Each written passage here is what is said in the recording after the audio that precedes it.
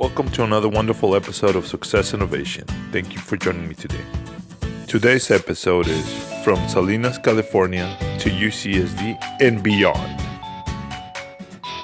Join me as I interview Emilio Figueroa.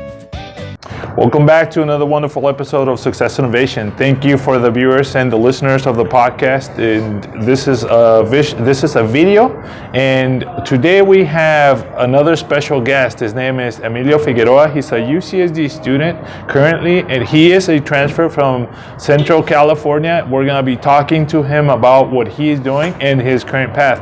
He has worked at the SIO, Scripps Institute of Oceanography, as well as currently working at viasat as a pilot for satellites, I believe. And welcome to this wonderful episode here, Emilio. Thank you very much. Did I miss anything? Can you kind of share about who you are briefly? Yeah, a little bit about myself. Yeah. I'm a transfer student, of course. I'm in my senior year. I started as a mechanical engineering undergrad here at UCSD. Okay. At the time, before I transferred, I knew I wanted to get into the engineering field. I chose mechanical engineering as more of a solid platform to branch out of. So when did you, Hartnell, right? Hartnell. Okay, so that's in the central area of California. Yes. So what's the background of your parents, if you don't mind me asking? My dad has a bit of college experience. Okay. My mother only went to high school. Okay. They both grew up in California? Yes, okay. They did. Okay. And your dad went to college, community college? He did go to community college. Community college. At the time, he did want to study history, but So you wanted to become a history buff of sorts? He did. Okay. But he ended up joining the Navy. Navy. Okay. And he did his 4 years, or did he do more? He did more, I believe. Was that around the time of the Gulf War, Persian Gulf? Was he deployed? He was. Okay, all right. So things happened and he never really finished school. Okay. All right, so now we're here with you, and you went to high school, you graduated high school, and then you went into community college. Yes. Correct? Okay. I did. At what point did you say engineering? Regardless of whatever engineering is. How did you discover it? And that's what I'm after, trying to find out. Right. What triggered that passion for engineering? Right. You could have gone anywhere. It's true. Right after graduating high school, to be honest, I still didn't know what I wanted to do. Okay. In terms of my hometown, which is Salinas, California, there wasn't much in terms of jobs. Mm-hmm. But I knew I wanted to do something more proactive, something important. That was one thing that's... Something important. Carried on even till now. Something important. All right. And I wasn't quite sure. So what ended up happening was I got a license as EMT, emergency medical technician. Okay. So you're in the ambulance helping people. Right. You could do that if you wanted to. Right. Okay. That's what I thought I wanted to do at one point. Or you could be a firefighter. Exactly. Right. So from there, a lot of EMTs branch off to paramedics or even firefighting. I wasn't quite sure what I wanted to go to, but I thought that was something that at the time greatly interested me. Okay. And I ended up going to school for that. It was about a semester and a half, I believe. Okay. And at the end of the schooling, we actually get sort of internships. Okay. Both doing ride-alongs at an ambulance company. Okay. And also within a hospital. Okay. And I think the point that I found...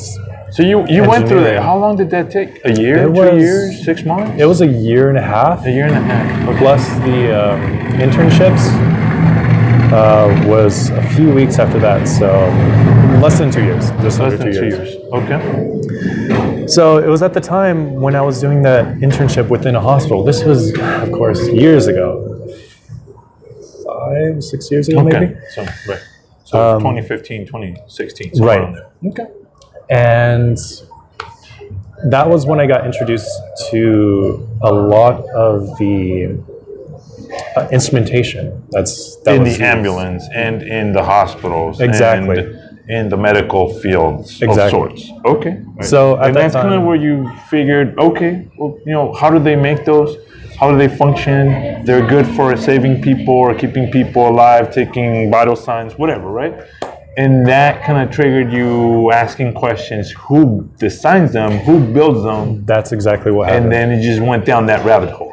That's exactly what happened. Okay. So one of my first days in the internship within the hospital, we had to take a patient who came in that same morning and take them to the MRI. So we had to transport them and prep them for that procedure of laying them in, making sure all metallic objects are off their body. And at the same time, the ER technician was talking to me, not just about the procedure itself, but everything else related to it. So we had a monitor set up, and it was actually seeing in real time the images that were popping up while this patient was in the MRI. And I never really stopped thinking about that after that internship. And what eventually happened was I still have that license, I believe. Well, at least the... you kept the card. The card, I still have it. You didn't renew it, but you still kept the original card. Exactly. Okay, all right. And I started to look into... so at this point, you transfer over to Hartnell Community College, which is a regular community college in the central area of California, and you started enrolling in engineering courses. The math, the basic, physics, basic biology. You started following that path. Did you go to a counselor and get advice as to what do I need in order for me to transfer over to a 4-year university and get a engineering? What actually happened was the first semester at community college, I took the, the beginning math, calculus series, the physics series, more geared towards STEM and physicist. And what I ended up doing was talking to my professor, my physics professor, and getting her input. And at the time, I was looking into starting those engineering courses at Hartnell. There was a small engineering department, and the head of the engineering department instructs, I believe, all but one of those engineering courses. And I went to her as well. So my physics professor and my engineering course professor, and got their advice.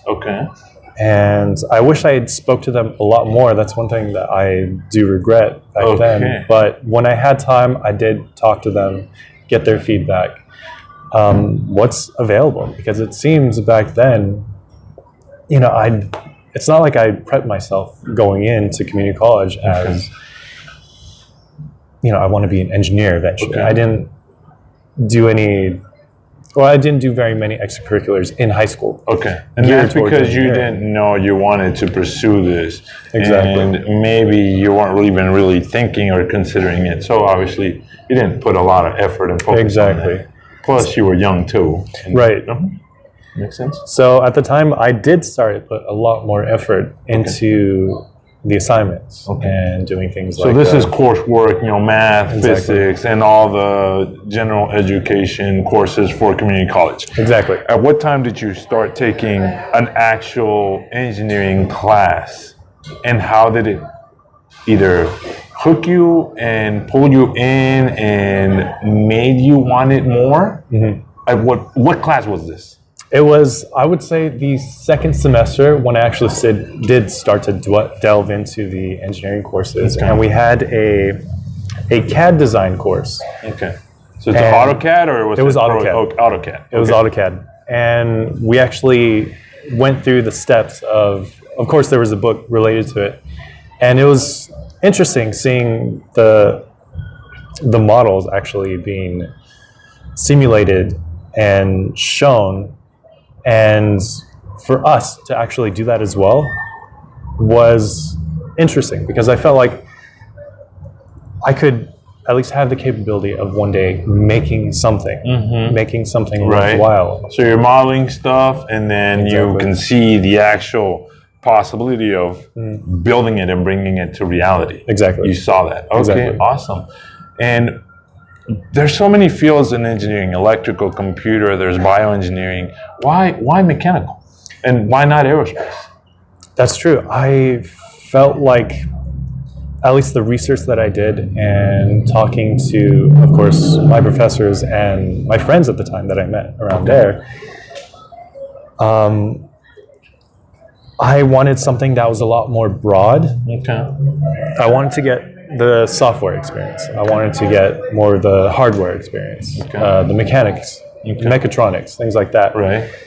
And I felt that if I chose something like electrical engineering or computer engineering, I might not quite get as broad of a opportunity to experience all of those things. And from what I was talking with my professors at the time, they were saying that a lot of the mechanical engineers that they work with or have worked with do things not quite related to mechanical engineering or mechanics in general. It's a broader, more general field. Exactly. Right? So I thought you have more opportunities if you apply, Exactly. If you apply to certain jobs, you are more than likely to get in there versus if you're really focused, unless you really want to go into a particular field. Exactly. Okay, I see. Understood. It was in Hartnell in the community college. So you're there for 2 years? I was there for actually a year and a half. I was really looking forward to transferring. So you were doing as much as possible to move faster. Was there any particular project that you remember during that time that you really enjoyed working on? Or if there was no particular project, was there a group or an organization, student organization, be it MESA or be it SHIP or any of that gave you a solid support system? I would have to say we had a basic, what was that course? Oh my goodness. It was a basic circuits course. Okay. So it was an introduction, and I believe there was only one class like that offered anywhere in Hartnell. Okay. So what the engineering director wanted to do was make a class that was virtually all lab projects. Okay. And so pretty much all hands-on. Exactly. Okay.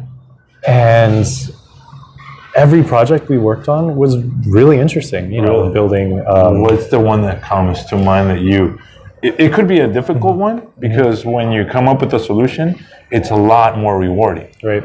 Or it could be a simple one that you really enjoyed. Yeah, so this one was somewhat simple. I remember actually building high-pass filters and low-pass filters. Okay. And actually using it on we had just a cheap little radio. Okay. And we can actually not only see how it would filter on the oscilloscope, but listen in and see what, Was it filtering sound or? Exactly. Okay, it was filtering sound. Okay. And at that time, I believe the engineering department was really taking off. There were a couple other projects that the faculty was working on related to the engineering department. And a couple of reporters had actually come in during that class as well. Reporters, so, okay. Taking pictures of students. Right, yes, of course. Reporters from outside the school? For the, I believe it was for the local news? Yeah. Okay, what were they, just looking at what type of technology was being developed in this Exactly. School? Oh, okay, great. Yeah, great, at the same time, like I said, Salinas isn't very big in terms of opportunity, but Salinas, California is more of an agricultural town, from what I understand. I mean, I've driven through there once in my life, and there is a lot of agricultural ground. So I'm glad that you decided to follow in STEM. Otherwise, I don't know what kind of jobs you would find there technology-wise. Yeah. But that would be hard, I guess. Yeah, it's a bit difficult. Okay. It's not too far from places like Silicon Valley. Right. But it's a world apart. Exactly. I mean, it is literally worlds apart. It could be, like 2 hours? Maybe right. 3 hours just about of a drive. Yeah. But it is such a difference from Silicon Valley to Salinas. I mean, the economy is so different. Well, anyways, that's a different topic. But going back to your experience here, if you're in community college, how many schools did you apply to when you were ready to transfer? I applied to UCLA, UC Santa Barbara, Okay. of course, UCSD, Okay. San Jose State, and San Diego State They were University. all in California. Right. Oh, you wanted to stay I in wanted California. to stay in Oh, California. you wanted to stay in Right. California. Why did you want to stay in California? Maybe a bit spoiled with the weather, possibly, Okay. but I've always enjoyed California, not just the weather, the state Right. itself, but Of course. also the people as well. The people. Okay. Right. Have you ever been outside of California? Not too many times. Not too many times. But the times that you have been outside of California, It's different. you see a difference, and you wanted to keep, the California way of life going for Right. yourself. Okay. So now you're at UCSD. You're a transfer student. When you visited the campus I did. before, okay, did you like the campus? I really What's your like the first campus. Site.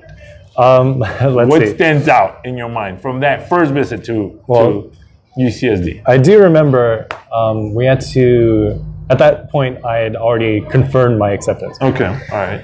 And there was a one day, it was a mandatory day, all new transfer students had to show up, get a tour, and do some, I believe it was some paperwork. Things like Okay. that. All right. I forgot what they called it. Not onboarding, it was something like that. Okay. But I remember taking the bus eventually. I didn't quite know how to get here. Right. So I took the bus, and I remember getting a bit lost, and I had On to... campus? Right. Oh, okay. I had to cut through the medical school. Okay. I had to even start by climbing this dirt hill. I had no idea where I was Oh, going. I see. You were So- on the south side of I campus. was. I was. Jeez. So Okay. it was a little surreal seeing Right. this side of campus just sort of unfold as I kind of come over this hill. It's kind of like a premonition. You gotta Yeah. climb up a hill. That's- This is an obstacle that you have to overcome in order for you to achieve your goals. That is that's kinda kind of funny, how I yeah. see it. That's It's weird. actually what I was thinking of Okay. just now. All right, I didn't quite okay. think about it previously like that. But Right. yeah, it is kind of funny to think about it like that. Right. I guess that's kind of what it is. right. It was this mostly empty campus, and of course, around Salinas, there aren't too many Pretty flat. buildings like Yeah, that. it's pretty flat for the most part. Yeah, exactly. You So- see mountain ridges to the west. Yeah, exactly. For the most part, it's pretty flat. Yeah, pretty flat, a lot of fields. And yeah, cutting through medical campus, getting to the main campus, Okay. north of that. And I think what struck me, one thing I wanted to check out first Yeah. was the Jacobs Engineering Building, EBU1. Right. Okay. Because I knew eventually that was The what I was engineering gonna- building. Exactly. Right.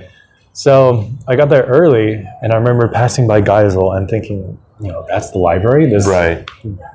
weird Yeah. UFO almost looking thing. It's come out in different movies Yeah. over the years, and I think they used it in Star Trek for one at one point, and they've shown it quite a few times. Yeah, So, it's definitely unique. yes, it definitely is. So I stopped by there, and of course the engineering building, and yeah, the engineering buildings. I became very familiar with them over these past few So years. if you haven't been to the engineering Jacob School of Engineering building, it's quite impactful because it's a large, tall building. But all of a sudden, you see, if you look up, there's a little house up on top, and it's kind of like tipping over, and it's really strange when you first look at it, and you're like wondering what that is. Right. It's a piece of art. It's called the Falling Star. Yes, And yes, it it's is. open to the public. If you ever want to check it out, it's open on Tuesdays, and you can go up there. It's close to the dean's office. Right, yeah. Yes. On the top floor of EBU1, the engineering building. Correct. Number 1. Yes. And yeah, just a little small house. It looks like it's just crash landed on the roof of the Yes, right. building. Yes, right. Well, so you see this, and you're like, okay, yeah, this is mesmerizing. It's really interesting. Now that you've been there for what, like 2 years? 3 years. 3 years? Okay. What's your perspective on that school, and what is the most memorable class that you've taken so far? It's hard to choose, really.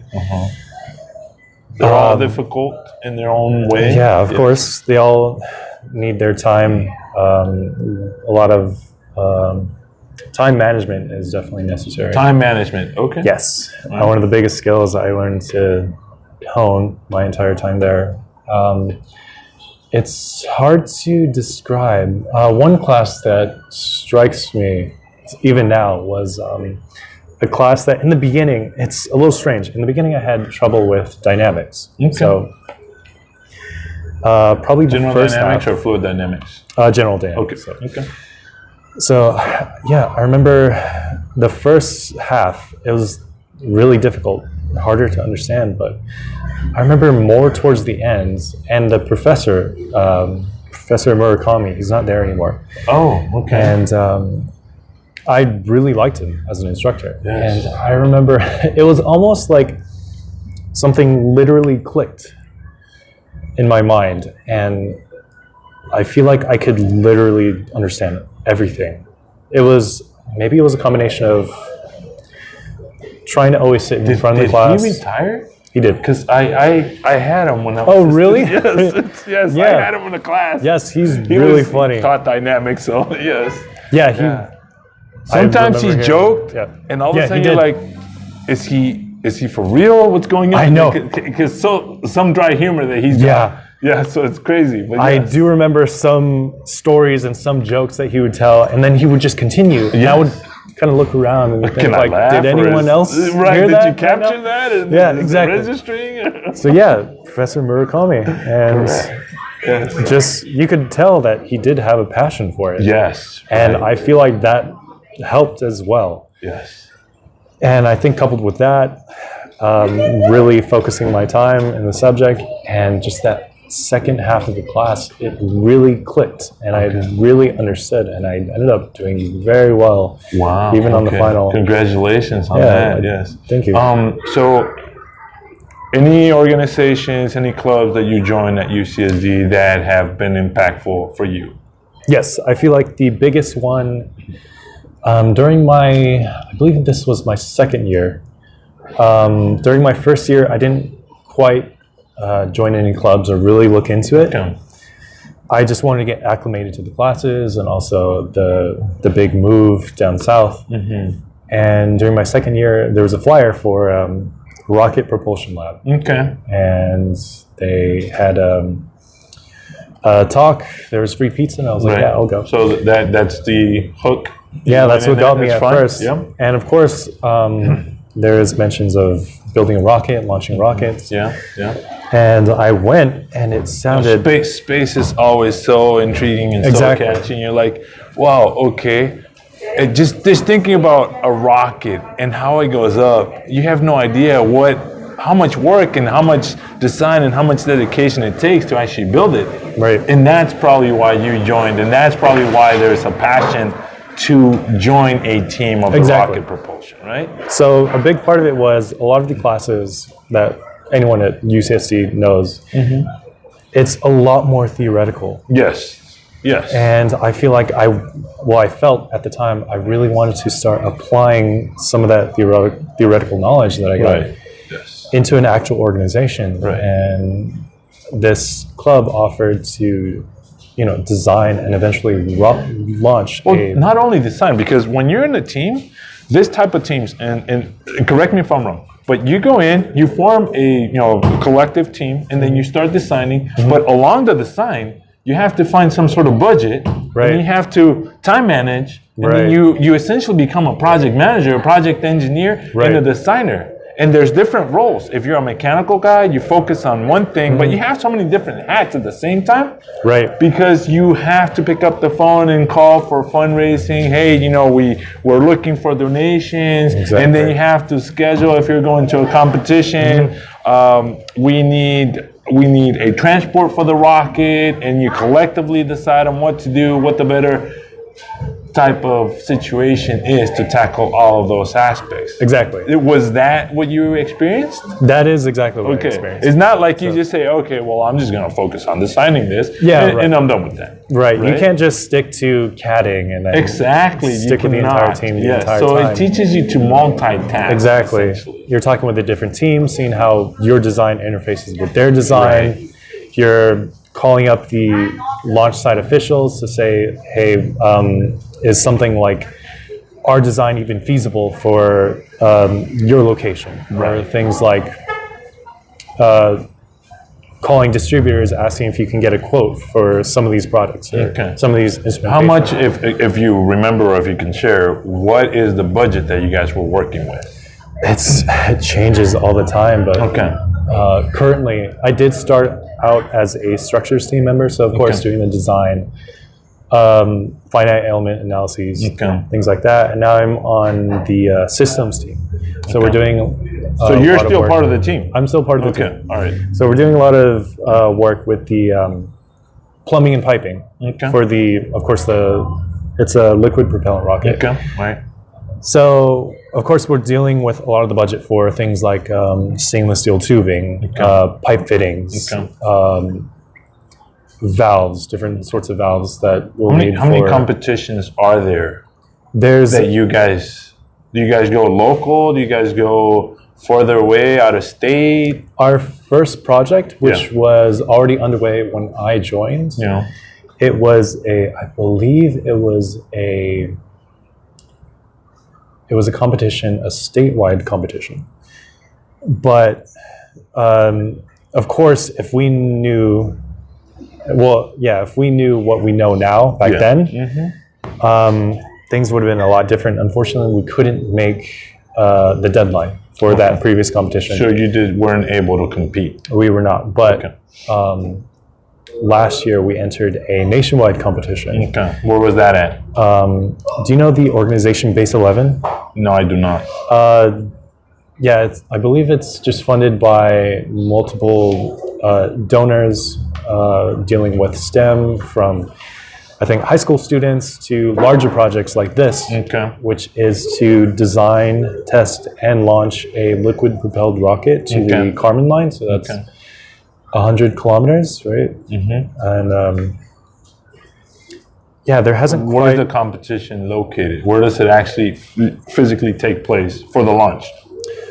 We do have a launch site. I believe it changes just depending on where. But it is in California? It's in California. Oh, all of them are in California, or is there different ones throughout the nation? There are different ones throughout the nation. But you guys just focus on going to the California launch site? Exactly. Okay, all right. Is there, if you call it a competition, do other people from out of state come and compete? They do. They do. Okay. They do. You just elect, as UCSD, not to go into the other competitions out of state because of financial reasons, maybe. Yeah, exactly. Okay. All right. So the launch site is in the desert, not too far from here, but it is quite a ride. Okay. Along the way, there are different facilities dealing with the actual propellant and...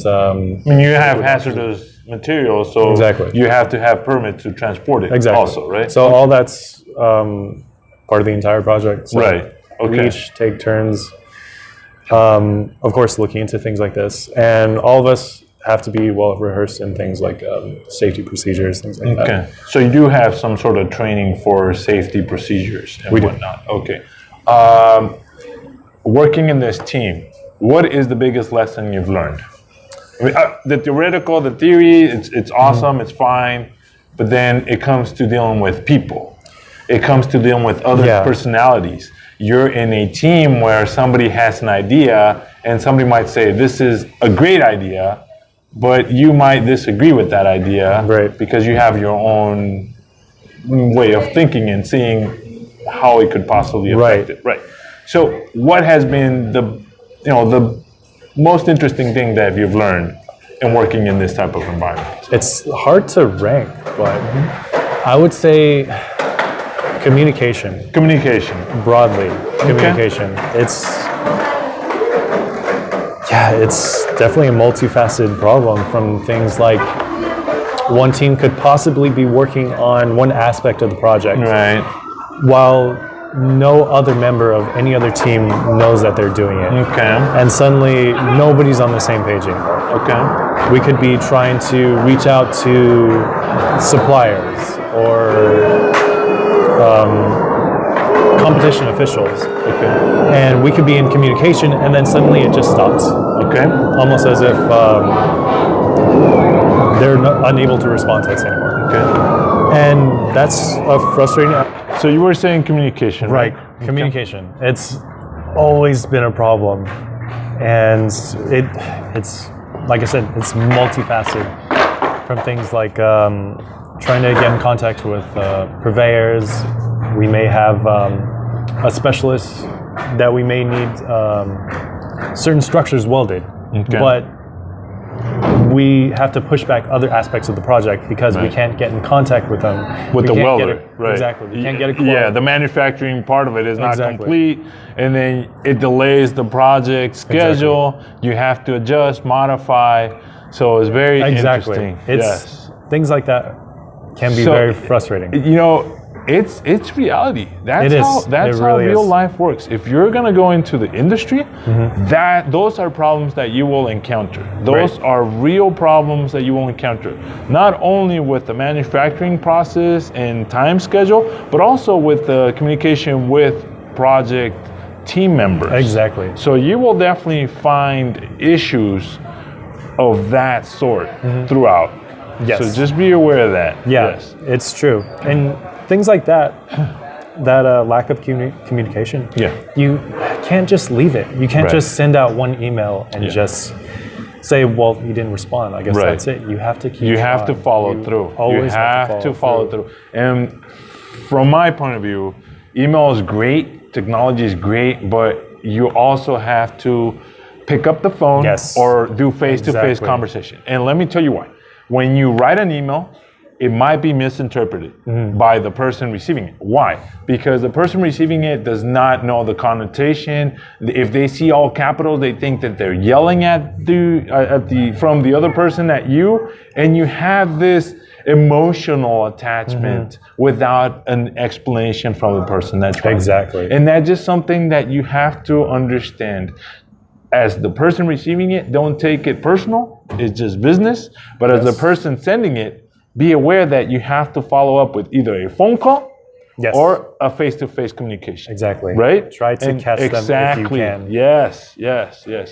So now, you also worked at Scripps Institute of Oceanography. You did that concurrently with being the propulsion team member and also being the viasat satellite pilot, right? So how did you manage all of this, being the Scripps Institute of Oceanography project person with the rocket team and also the viasat pilot? So this was all in my previous year. So I was finishing up my, of course, senior design and the few other general elective classes that I needed. So in terms of schedule, I was a little more open. And I was able to delve a little deeper into some other projects. What's nice about the position at Viasat was that, of course, it was part-time and they fit my schedule. With Scripps Institute of Oceanography, it was a location that was very close to the campus. So I could just go right away. You're within 10 minutes or so. Exactly. Right.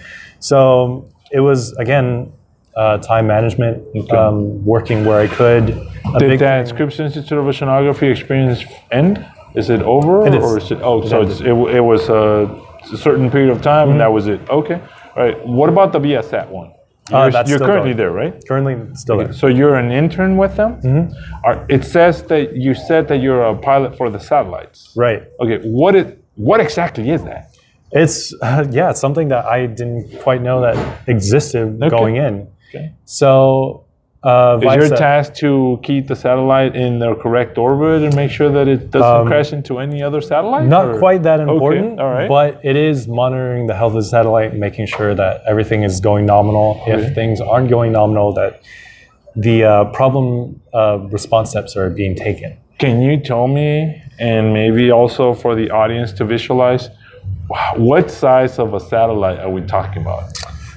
The current satellite... is it a size of a Volkswagen this one is type of thing, Beetle, or is it smaller? Is it a small cube? It's quite a big satellite with the solar rays popped out. I believe it's similar to the length of a bus. I would say a school bus. Wow. So it's a large satellite, maybe 30 feet long. Yes. Okay. So it's quite big. Who does it belong to? Are you able to disclose that? Is it the name private? of the satellite is it's not private. It's been in service for a while. I want to say for a while. Okay. So it's a Wild Blue 1. Okay. Wild blue one? Yes. Okay. So the manufacturer back then was Space Systems L'Oreal, Okay. and I believe.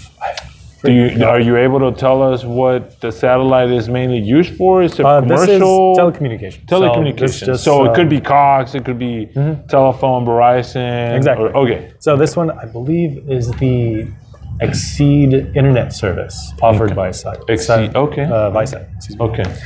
So Viasat operates that satellite, right? So they control the orbit, and you told us something about being a pilot. What does that really mean? That we have gone through testing and certification where we're able to sit alongside the full-time satellite controllers that have been doing this for decades. Okay.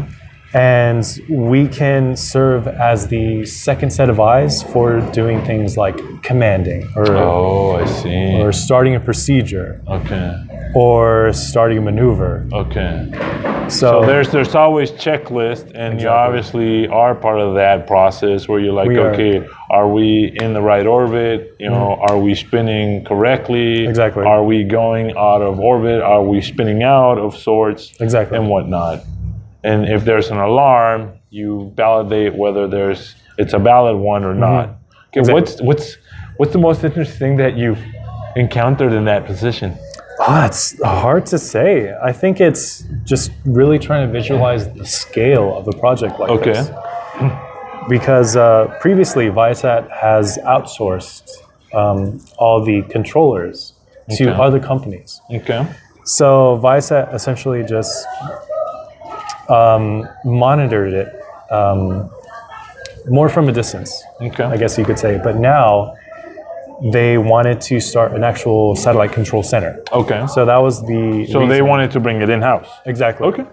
So that was the point of bringing a group of college students to help start that. And that's where you fall in. Exactly. Are you the first wave of this new phase of project? Right. Okay, you are. Okay. So the many of the full-time employees that I work with now had started just maybe a month or two before I started at Viasat. All right. So this whole department is virtually brand new. I see. Just over a year, I believe. Okay, how did you fall into this opportunity? There was a career fair? No, it was it was just kind of like an open house talk. And at UCSD? At UCSD. Okay. So they rented out this room in the engineering building. Okay. And I got an email notification that this company was looking to have a talk. There was going to be free food, and they were going to talk about this project that they had. Right. And you decided to show up. Yeah, I decided to show up. Did you bring a resume with you at that point? You did. Okay. All right. Okay.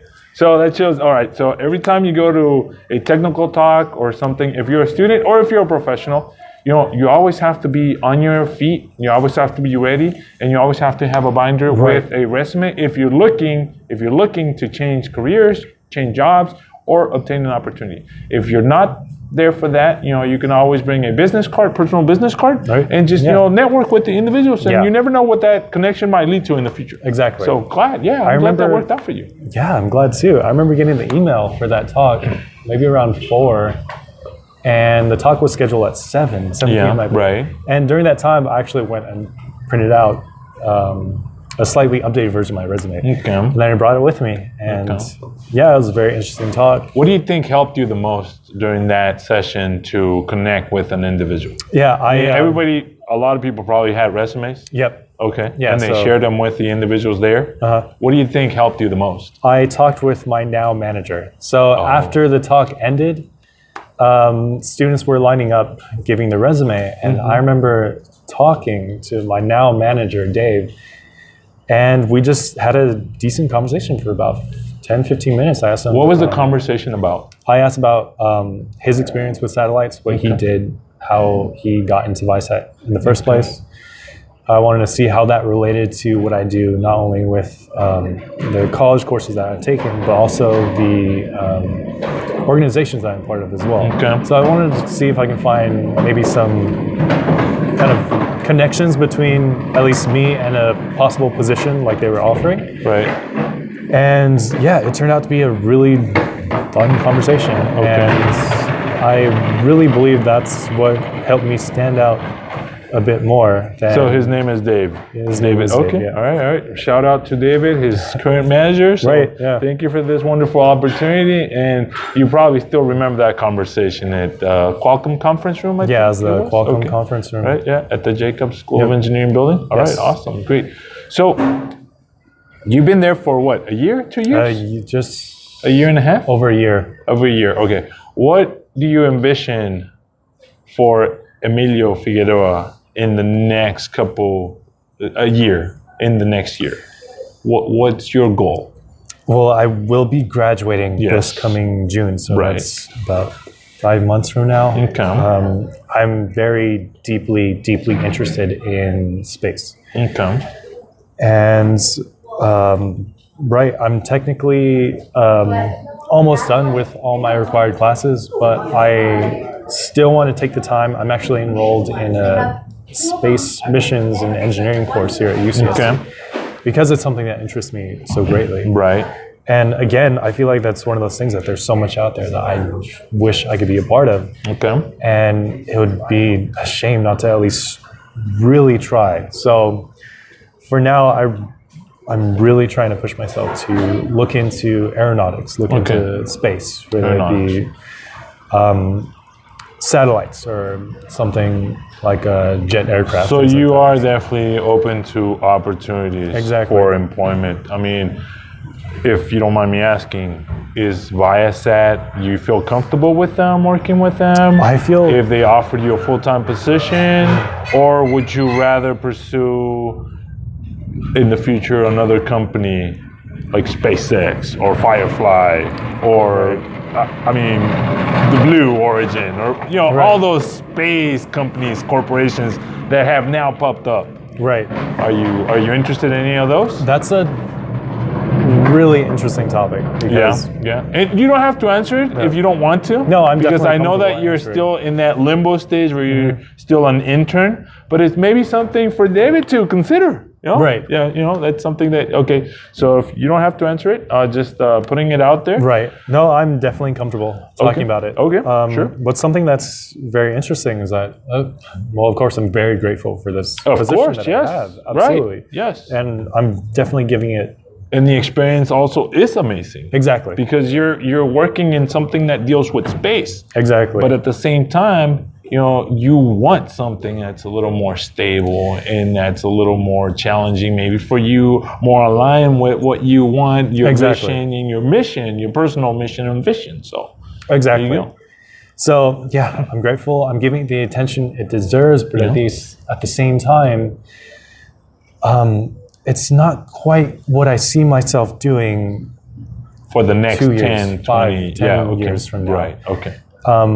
Missions and operations is incredibly interesting, but I still want to do the engineering work, the design work, the creation, the validation. And with us being, students at Viasat, there's only so much that we can do. We're not quite shadowing the satellite engineers, seeing what they do.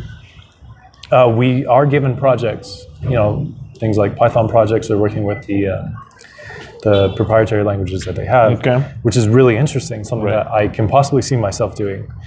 But things like on-orbit operations, monitoring satellites, interesting, yes, but not quite what I want to do. And I feel like it may be hard for some people to get that opportunity and to kind of never get out. Not because they don't find it interesting, but because you kind of get pigeonholed into that position. Exactly. I don't want to you don't want to fall into that rabbit hole where you're like, okay, this is what it is. And then later, 5 years down the line, saying, well, I should have opened up to more possibilities in my field at that point. I mean, technology is so ever-changing, so fast. And if you stop for a year, 2 years, you start becoming obsolete for the most part.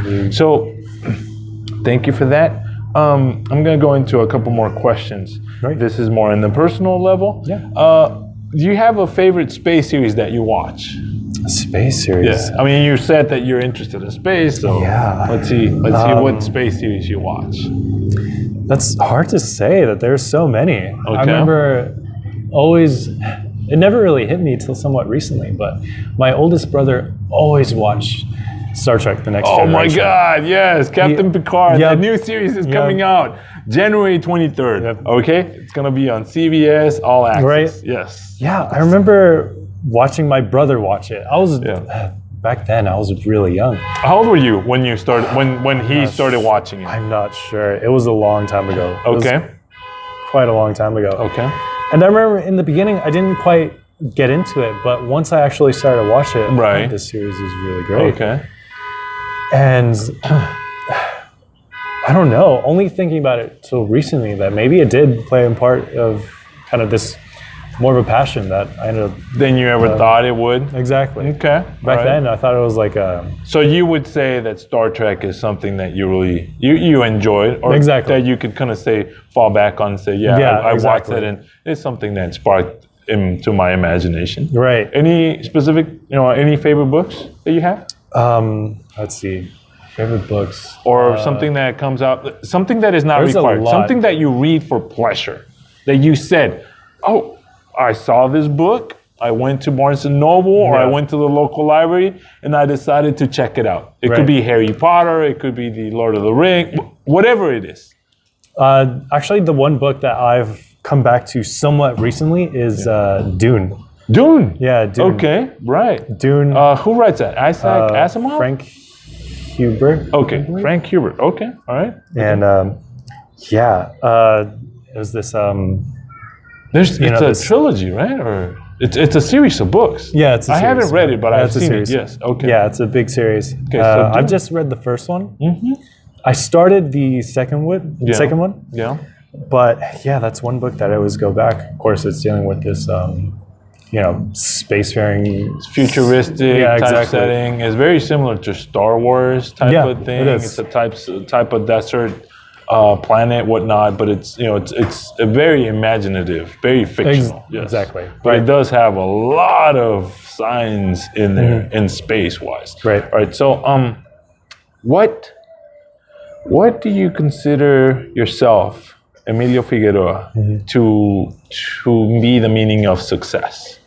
What is success to you at this point in life? It could change, but right now, what do you consider success to be?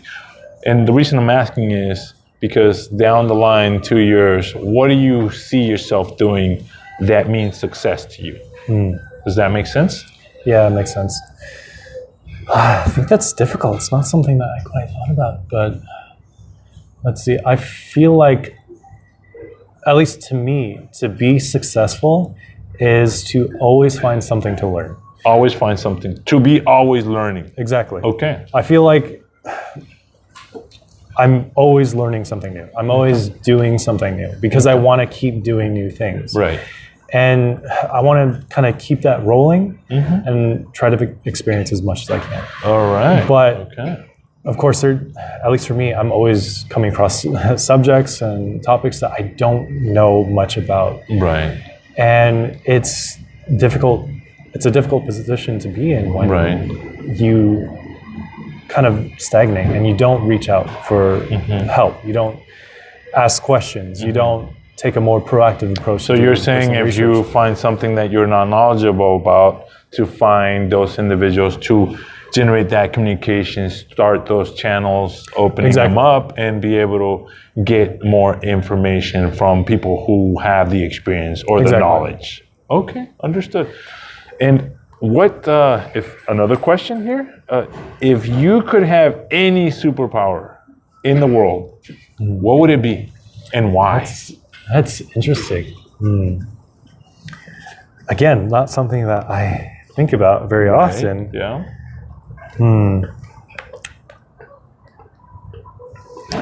I need a second to think about that. Sure. Yeah. Take your time. Let's see. Superpower. Yeah. It could be super hearing. It could be super sight. It could be whatever you want. Right. Yeah. Oh, you know what? I remember reading something not too long ago. Okay. I feel like if I can get, actually, you know what? Yeah, if I can get a perfect memory. Oh, photographic memory. Exactly. And that doesn't go away. Exactly. Okay, so that you could remember and recall anything that you've seen, any conversation, any book that you've read, formulas from a textbook, and whatnot. Okay, that's awesome. Great. One other last question. There is a time machine, and you could go into it, and you could travel back to that 10-year-old Emilio in Salinas, California. What would you tell that 10-year-old? And at 10 years old, you're in 5th grade or 6th grade, depending on how you enter school. What would you say to that 10-year-old Emilio? I feel like I would say probably 2 things. Okay, 2 things. I would say 1, don't stress so much. Okay. And 2, just enjoy things. Just have fun. Enjoy things. Really. Don't stress too much and enjoy things. I feel like that's a really good platform to learn virtually anything. Okay. To have a ease of access to information, have fun learning something. Have fun. Yeah. Okay. Great. Awesome. Thank you, Emilio. Thank you for this wonderful interview. And to all our listeners and viewers, I appreciate it. This has been another wonderful episode of Success Innovation. And you will be seeing the LinkedIn connection and also the information to connect with Emilio Figueroa if you so wish to connect with him and get in contact with him to ask any questions about anything that you've heard in this episode. Thank you so much. Signing out, Lázaro Herrera. There you have it, another wonderful episode of Success Innovation. I hope you've learned quite a bit as I enjoyed making this episode.